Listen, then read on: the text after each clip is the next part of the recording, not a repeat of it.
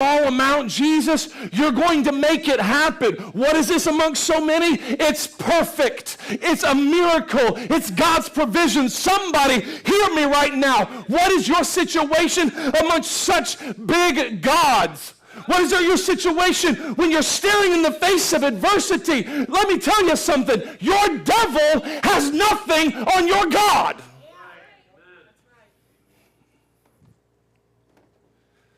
Before you enjoy your next meal, remember to give God thanks.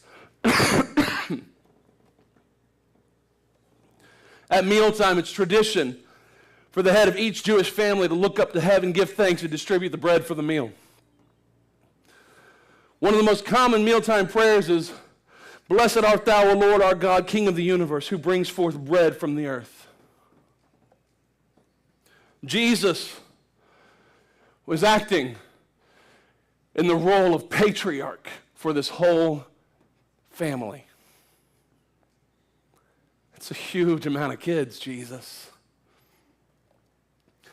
His next act revealed that he wasn't just acting as their physical father, but Jesus is the heavenly Father who brings forth bread from whence there is no bread. Jesus broke the bread and kept creating more and more and more and more until it met every single one of their needs. And he gave the lunch to his disciples and said, "Feed them." Jesus broke the bread while the disciples served, and we can hear the disciples' thoughts between the black and white print of the pages. Jesus, this isn't going to last. The first disciple may have served his lunch with a side of advice. I would recommend you chew this slowly, savor it, because I'm not sure there's much more to come.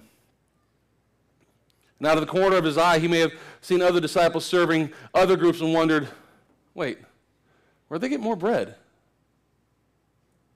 And when the disciple turned to Jesus, Jesus handed him yet more bread and fish. The disciple served another family with a side of different advice. Go ahead and take some bigger bites. I guess we've found more food. The other disciples were taking bread and fish to their groups and returning to Jesus more. Each time, Jesus gave them more to give the hungry families.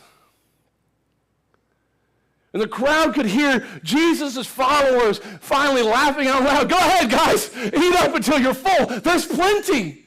For God's provision is more than we could imagine. We only thought that we were in a hard way, but you see, God stepped on the scene. After a long time of going from group to group, the disciples circled around the groups they had already served, and everybody was stuffed, filled to the max. People shook their heads and held their stomachs saying, no, I couldn't eat anymore. Thank you, Philip. Thank you, John. Thank you, James. Thaddeus, that was awesome. Thank you, teacher. I've never been so full, never been so satisfied. Oh, but did you forget how big the problem was that stood in front of our God? Let me tell you something. In the moment that you are found with the greatest issues, that's the moment where you'll ultimately be found and say, God, I couldn't be more satisfied with your grace. I couldn't be more satisfied with your mercy. I couldn't be more satisfied with your provision. Because Jesus, when I have no choice but to trust in you, I can't blame, I can't call on my business for money. I can't call on my family for help. I can't call on the doctors for healing, but no. Jesus, I can't be more satisfied.